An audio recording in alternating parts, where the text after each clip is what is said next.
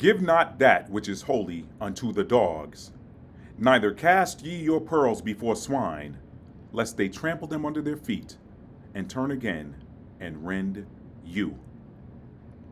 That was the passage of scripture from the book of Matthew, 7th chapter, and the 6th verse. And those were the words spoken by the Messiah in the storied Sermon on the Mount.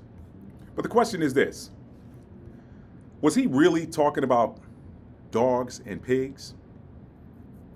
If not, what was he talking about? The next question I have for you is, who was in the audience? Who was he talking to? And why was he telling them that? I'll answer that question. I'll answer those questions for you and more in this upcoming edition of Maddie's Rap. Stay tuned. Hello, and welcome back to another episode of Maddie's Rap, the show where we rap about things that guys rap about when we're hanging out. This, of course, is going to be another scripture edition of Maddie's Rap. But before we get into it, I'm your host, author Matt D. Talford, author of 2 award-winning books, From Fear to Faith, a survivor story, a story which will illustrate for you in very vivid detail how mindset can help you to overcome the absolute worst of circumstances.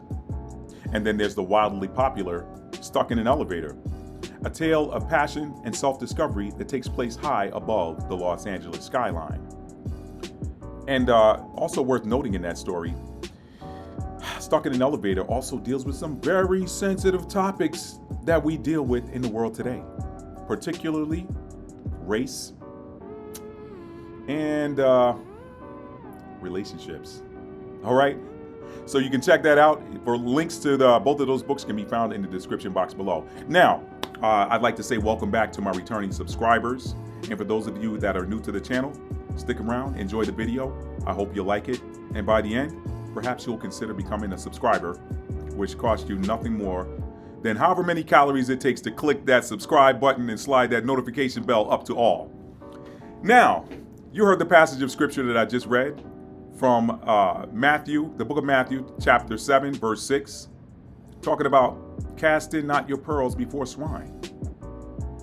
Let me read that again. I'm going to put it on the screen for those of you that might have just, clicked ahead or something like that. Let me read it one more time for you.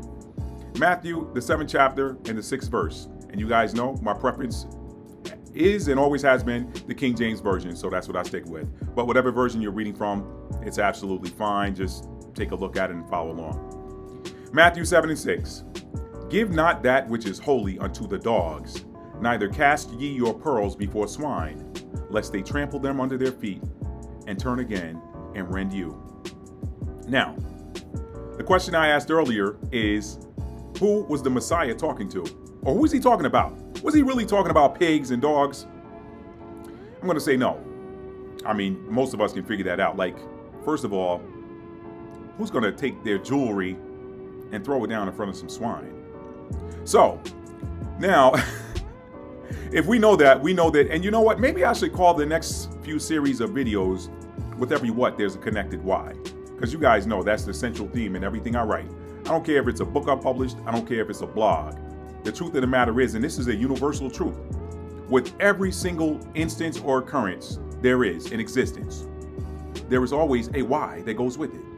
So, if he wasn't talking about pigs and dogs, then why did he use that metaphor? I'm going to jump right into it right now, okay? So if you've been following me on my channel for any significant amount of time and you've seen any of my videos, namely my video that I did breaking down Deuteronomy 28 and Leviticus 26, if you haven't seen it, I'll put a link in the description box below. And if you're watching this from a mobile device, there'll be a card that pops up at the top of the screen there where you can click it and add it to your, playlist or watch next or whatever.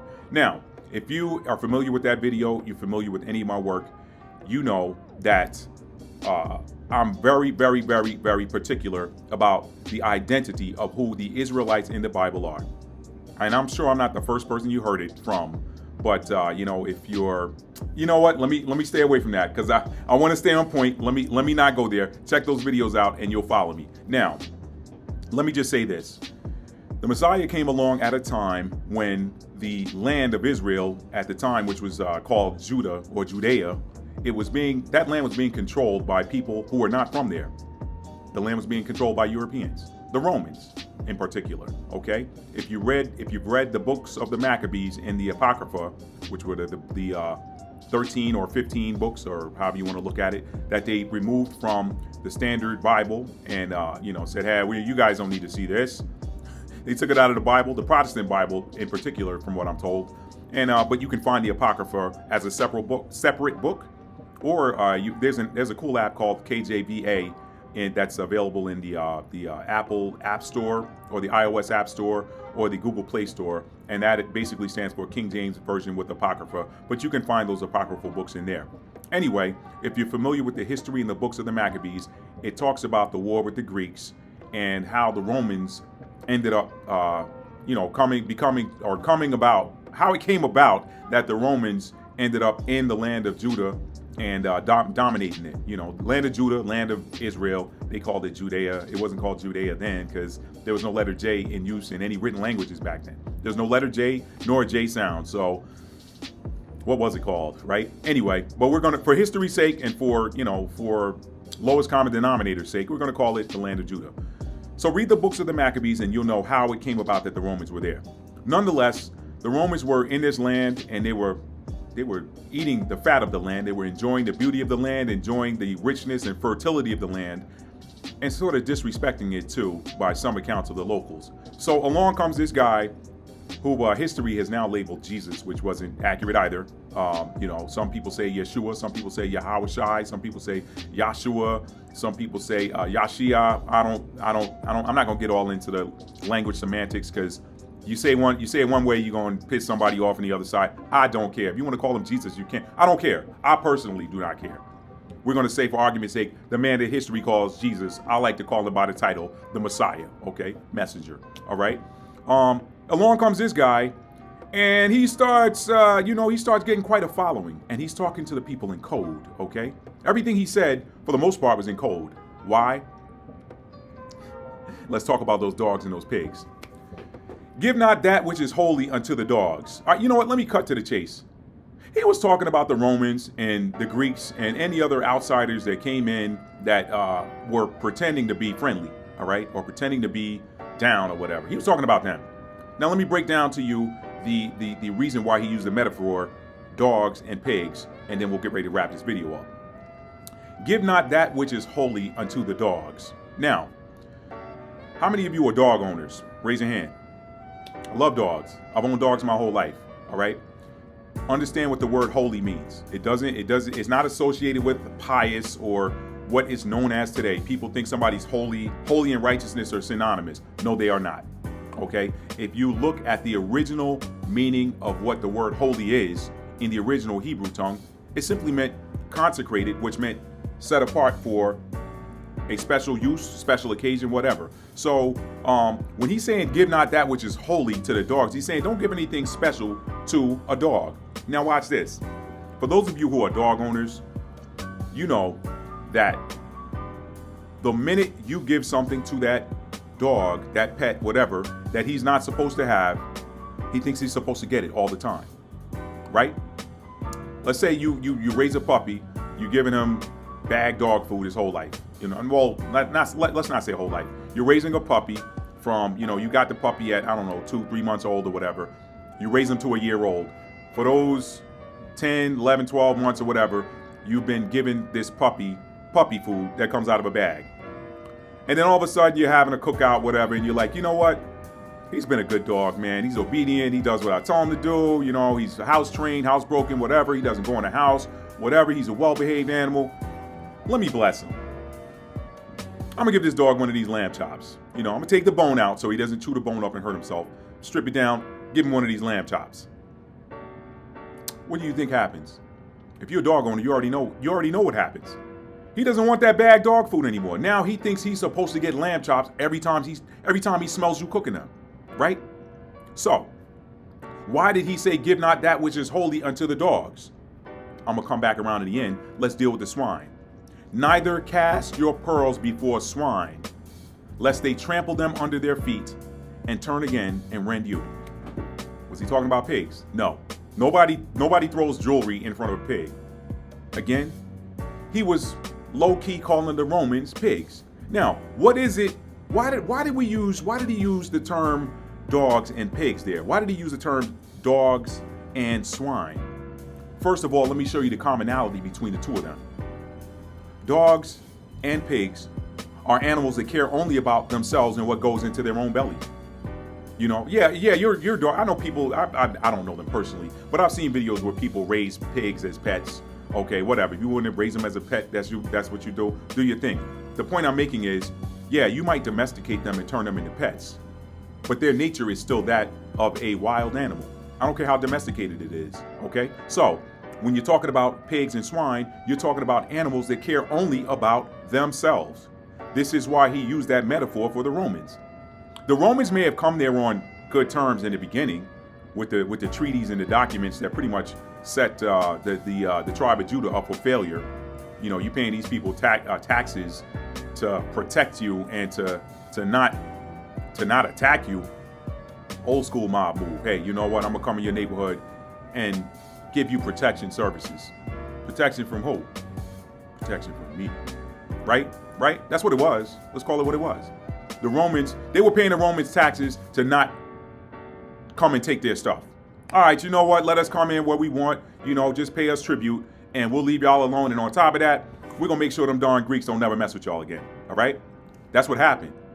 But what the Messiah was saying is that these people only care about themselves, and they started seeing that because about 30 years after the Messiah left the scene, a brutal and deadly war broke out, which he predicted, which he foresaw, which he prophesied, that left the land desolate, millions by some accounts dead.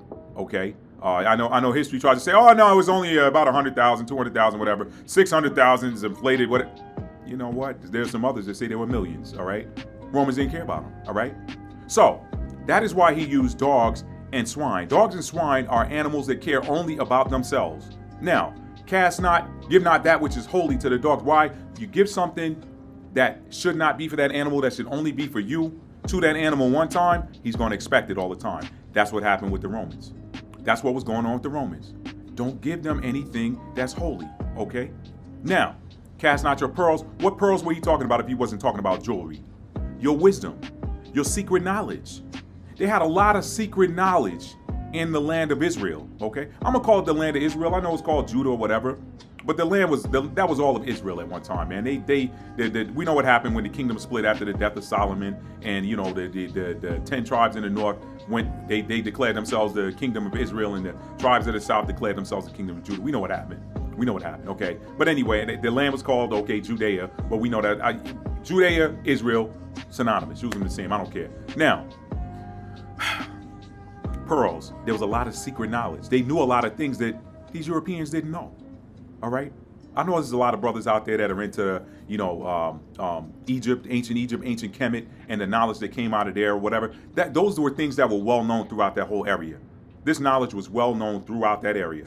If you look in the Old Testament, you read the Bible, you know there are many times that even in the New Testament, there are many times where Israelites and Egyptians were mistaken for each other. They were that close. There was some interbreeding, some intermingling, whatever. They were that close that they were mistaken a lot of times. So we know that a lot of this knowledge was shared throughout the region, all right? So we're not going to get all into that. I want to keep it here about these swine. Lest they trample them under their feet, okay? And turn again and rend you. So what he's saying is, when you cast these pearls of wisdom, these pearls of secret knowledge, when you casting something before somebody, you're typically saying, hey, look what I got. I can share this with you. He couldn't say, cast not thy pearls before these Romans, because then they would have known he was talking about them. You gotta understand something. Excuse me, I'm laughing. These were days before they had, surveillance, all right? Surveillance like we know it today. They didn't have the ability to tap your phone, listen to your internet conversation, Alexa listening to you, Siri listening to you. No, they had paid Negroes. Yeah, I said Negroes. Stay with me. They had paid Negroes getting information and passing it on to these dignitaries and these authorities who passed it on to the Romans. Hey man, this dude, he ain't got no job. He needs some money. Yo, just come in and talk to him. Yo man, listen, we need you to go stand in that crowd and listen to what these people are talking about. And if they got any information that you think we gonna want to know, you bring it back to us, all right? If he go a little something now, we're gonna break you off the rest later when you bring the information to us. So that was their ancient surveillance, real people, and they still got that today, by the way. I mean, don't think that's gone to history. It's not. Anyway, so he had to talk in code. He couldn't say the Romans. So what was he doing by saying, give not that which is holy unto the dogs, and neither cast thy pearls before swine? He was talking in such a way that people would say, man, that dude is a madman, man. He's a drunk. We see him, he be drinking wine out there. He got all these people listening to him. He talking gibberish. Who is this dude, man? He out there, he had about 5,000 people listening to him. But he wasn't saying that, man. He's talking, what did he say? He said, give not that which is holy to dogs, nor neither cast thy pearls before swine. Now, it was well known back then that the holy men, the clergy back in the day, they used to hit that weed. It was well known. It's well known, well documented. There's documentaries where they've done excavations and found weed, evidence that they were smoking cannabis back then. Okay, so they probably say, oh man, yeah, that's that dude. He high, man. Y'all don't pay him no attention, whatever. So he was talking in code, but he also knew that somebody was going to get it, all right? Neither cast thy pearls before swine. Don't give your pearls of wisdom. Don't give your pearls of knowledge to somebody who cannot understand it. That's the other thing about pigs. A pig can't understand anything that you're saying to him. That pig only understands, I'm hungry, I want something in my belly. What can I eat? What can I eat up? And a pig will eat anything. So that pig, if it's a wild pig, that's what he means when he said, lest they turn, wait, you know what? Let me back up. Lest they trample them under their feet and turn again and rend you. Trampling under the feet, what do you trample under your feet? You trample things under your feet that you don't respect. You're not going to drop a gold necklace on the floor and then trample it under your feet. No, you respect that gold. That gold's got value. You're going to pick that up and put it where it goes. But what are you going to do with something that you don't care about? Whatever. You step on it, you walk over it, whatever. You don't care. Cast not thy pearls before swine, lest they trample them under their feet. You trample things under your feet that you don't respect. So, he's telling them, they're not going to understand it, okay? They're not going to understand it. They're going to trample that under their feet. Or they're not going to care about it like you do. It may not be that they don't respect it. They just may not care about it the way you do. So they're going to trample it under their feet. What does he mean when he says, and turn again and rend you? That's another little metaphor he threw in there. See, because you can give them those pearls of knowledge thinking that you're gaining a friend, and they're using that knowledge against you. And now they're coming back and tearing you up. Think about what the Greeks did during the Maccabean War. What they did. They understood that these Hebrews took a day off every week, as was commanded to them. They took the Sabbath off. So what did they use? What did they do? They used that knowledge against them. They attacked them on the Sabbath. They said, hey, they can't fight on the Sabbath. Let's go get them then. Slaughtered thousands because they knew they would not fight. They used that knowledge against them. Now, of course, they made adjustments to it after that. They're like, Lord, look, we respect you, we respect your wishes, but these people killing us on our day of rest, what are we supposed to do? We're going to have to break this rule until we get these people out of our country. I'm giving y'all a plain spoiler. Y'all go read the books of the Maccabees. They're in the Apocrypha. I told you where to get it. So, cast not thy pearls before swine, lest they turn again and rend you. They're not going to respect it, or they're not going to understand it. And for those of them that do understand it, they're going to use it against you. They're going to turn again, and they're going to tear you. Rend means tear up violently. Violently rip apart. Did not the Romans do that? Did not they do that? Okay? So, we answered the question, who he was talking about, who was he talking to, and why? Let me ask you this, because this is another point to ponder. If he had the prophetic vision and the foresight to see what was going to happen later, because there's another verse, there's another chapter and verse later in the book of Matthew where he's pretty much telling his disciples, or actually, let's go with Luke. Let's deal with Luke 21 to 24. This is where he says, where? I'm going to find that scripture for you guys right now. I believe it is something to the effect of, let's see, Matthew 24 and 2. Let's read that real quick. Matthew 24 and 2. Okay. And so this is first time in Jerusalem. The disciples are showing him the temple and showing him how beautiful the city is. And you remember, he's Jesus of Nazareth, okay? So they're showing him Jerusalem and the temple and all of this stuff. And 24 and 1, he starts out, he says, and the Messiah went out and departed from the temple, and his disciples came to him for to show him the buildings of the temple. And the Messiah said unto them, see ye not all these things? Verily I say unto you, there shall not be left here one stone upon another that shall not be thrown down. All right?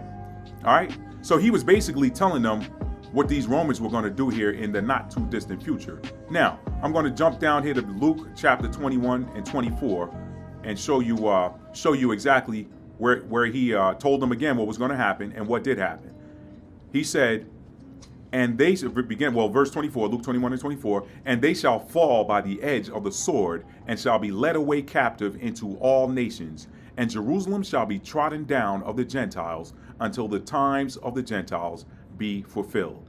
So, he told them what was going to happen. So the question I have for you then is, if he knew these things was going to happen, all right, why did he even deliver a message to them that says, hey, don't cast your pearls before swine? Because he kind of knew that some of them had done it already and that some of them were still going to do it. Why did he leave that message? I'm going to answer that for you right now. You guys have heard me say this theme a lot. We are timeless beings, okay? We're timeless beings. We're not bound. Listen, people get caught up in this false doctrine of, oh, you're going to let you live one time, then you're going to die and go to heaven or hell. He was leaving a message for the future generations when he said, cast not your pearls before swine. So the question is, why did he do this? The answer is, he already counted the land of Judah and her native inhabitants as lost. He already knew they were going to be lost when he left that message, but he was leaving that message for them in the future. He was leaving that message for their souls in the future. Now, some of you might look at me like I'm crazy. He's talking about reincarnation. That's that spiritual mumbo jumbo. No, it's not. Let me ask you this for you Jesus believers, okay? Why would he tell his disciples, he that believeth on me will have everlasting life, okay? Why would he tell them they're going to have everlasting life if they're going to die? Why would he tell them that? I'll wait. You see, he understood that we live multiple times. So what he's trying to say is you have everlasting life. He's basically saying, listen, you're going to be reincarnated and live. Not your energy be locked away and done away with. You're going to come back. You're going to have the gift of everlasting life. The gift of everlasting life. Okay? For those of you that don't believe in that still, we can give you an Old Testament reference, okay? Let's go to the book of Jeremiah. All right? Let's go there real quick. And we're going to wrap this up. Jeremiah chapter 1, beginning at verse 4. Then the word of the Lord came unto me, saying, verse 5, Before I formed thee in the belly, I knew thee. And before thou camest forth out of the womb, I sanctified thee, and I ordained thee a prophet unto the nations. Okay? He's talking to the prophet Jeremiah. He's talking to Jeremiah. So he basically told him right there, you were somewhere before you arrived here at the earth. Let's read that one more time. Before I formed thee in the belly, I knew thee. And before thou camest forth out of the womb, I sanctified thee. What is sanctify? Sanctify, let's look that word up. Let's look it up. Okay? Sanctify, verb, it means to set apart as or declare holy, to consecrate, okay? When you're consecrating something, you're setting it aside. You're setting it aside for a special purpose. I just told y'all that holy didn't mean pious, okay? Okay? You sanctify something, you're saying you make something holy, you're saying, I'm setting this apart, I'm setting this aside. So therefore, what he's basically saying here is, I assigned you to this mission before you came to the earth. Now, if he says, before I formed thee in the belly, I knew thee, what he's saying is, I already knew your soul energy. This is why I picked you to do this job. This is why I picked you for this task. So, if he knew you before you arrived there, obviously, the body's the only thing that dies. Your soul doesn't. Unless for some reason he says your energy is so wicked, I've got to cast your energy into some location where it's basically just a black hole. I'm going to throw your energy in a black hole where it can't come out anymore. In effect, destroying it. Okay? I'm going to throw your energy someplace where you'll never come forth again. I'm done with you. I'm done with your energy. We're timeless beings. Okay? We're timeless beings. So to bring this thing back around and wrap it up, he had already counted. He already knew. I read the scripture for you where he said, verily I say unto you, not one stone will be left on top of the other, okay? He already knew that that place was going to be destroyed, but yet he still had work to do. He had to come there and let the soul know. He had to leave word for the future generations. He already knew that this word, what do I say about word? Words are timeless. Word is spirit. Word is spirit. You read something somebody wrote 2,000 years ago, that word is just as alive as them saying it then, because they are saying it. So it doesn't matter who that person's name was 2,000 years ago. That word that they spoke then comes to life. So you're actually listening to that person in the past, from the past, in the present, when you read that book that was written in the past. That voice speaks to you. I published a book in 2015 titled From Fear to Faith, A Survivor Story. The year is now 2022. When you open that book and read those words, you hear my voice as it was in 2015. That's energy. That is energy. Okay? So,